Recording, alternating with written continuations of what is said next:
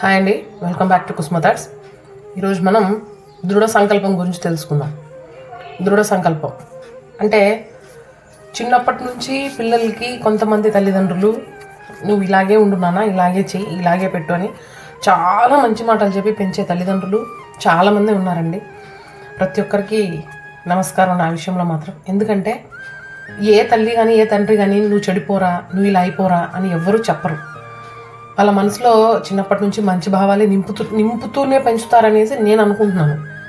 నా చిన్నప్పటి నుంచి కూడా నేను చూసి పెరిగింది. కానీ ఈ మధ్య ఎందుకు ఇలా తల్లిదండ్రులు కూడా ఒక బ్యాడ్గా తయారైపోతున్నారో నాకు అర్థం కావట్లేదు. నిన్న ఒకరు కౌన్సిలింగ్కి వచ్చారు నా దగ్గరికి. అప్పుడు ఆమెన్నది, వాడు ఏం చేసినా కరెక్టు, నువ్వేమన్నా చేయరా, నువ్వు కొట్టు కూడా చంపే ఎవరినైనా పర్వాలేదు, మనం చూసుకుందాం అని ఆమె మాట్లాడుతోంది. దానికి వాళ్ళ నాన్న వంత పాడుతున్నాడు. అలాంటప్పుడు నువ్వు ఏ దృఢ సంకల్పంతో నీ కొడుకుని నువ్వు పెంచినట్టు?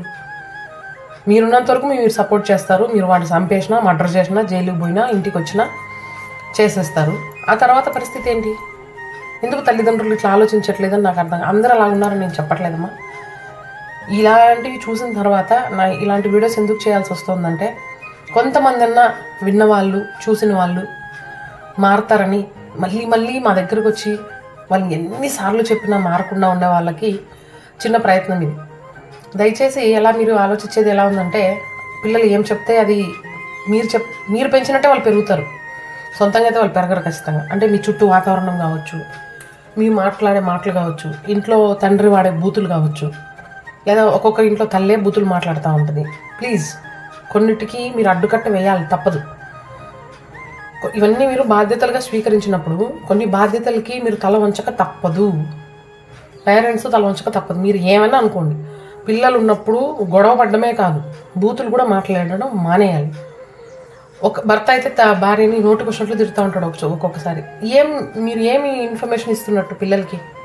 మీరు అనొచ్చు, మా కోపమే రాదా, మేము ఏమైనా చెప్పుకోవాలంటే ఎలా చెప్పుకోవాలి? అసలు కోపం తెచ్చుకోవాల్సిన అవసరం ఏముంది? ఫస్ట్ థింగ్, మీరు ఎప్పుడైతే అట్లా కూల్గా దేన్నైనా మీరు హ్యాండిల్ చేయగలుగుతారో, ఏది వచ్చిందో దాన్ని కూల్గా మీరు ఎలా అయితే హ్యాండిల్ చేయగలుగుతారో, ఇది కష్టమే కావచ్చు, కానీ ప్రయత్నిస్తే చాలా ఈజీ. ఎక్కడికో వెళ్ళి మీ పిల్లల లైఫ్ ఎక్కడికో పోయి ఇదయ్యే కంటే మీరు ఇక్కడే కట్ చేయొచ్చు. కూల్గా, ఏదైనా సరే కూల్గా, మీరు అరవకుండా, బూతులు మాట్లాడకుండా ఫస్ట్ ఇంట్లో మీరు కంట్రోల్ చేశారు.